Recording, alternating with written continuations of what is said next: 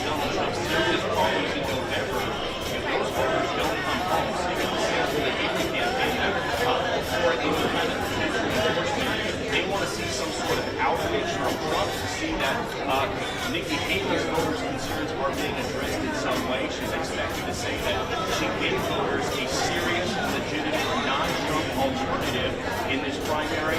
That primary race for her is now coming to an end in less than 4 months.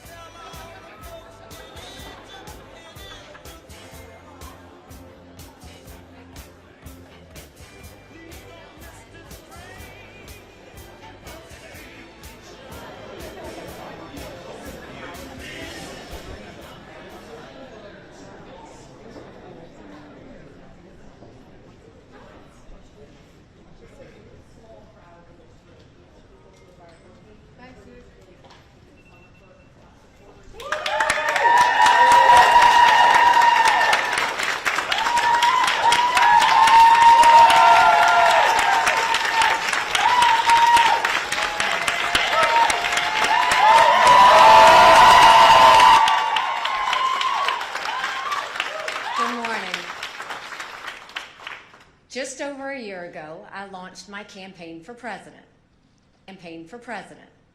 When I began, I said the campaign was grounded in my love for our country.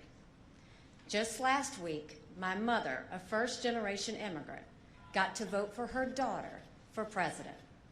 Only in America. I am filled with the gratitude for the outpouring of support we've received from all across our great country.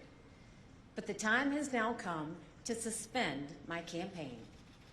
I said I wanted Americans to have their voices heard.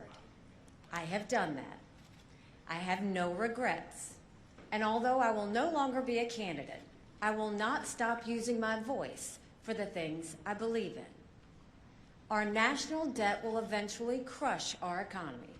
A smaller federal government is not only necessary for our freedom, it is necessary for our survival. The road to socialism is the road to ruin for America. Our Congress is dysfunctional and only getting worse. It is filled with followers, not leaders. Term limits for Washington politicians are needed now more than ever. Our world is on fire because of America's retreat.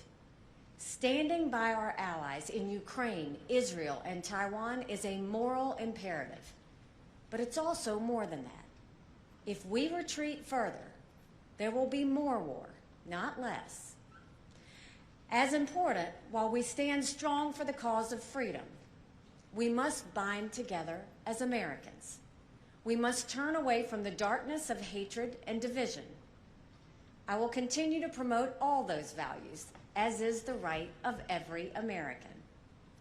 I sought the honor of being your president.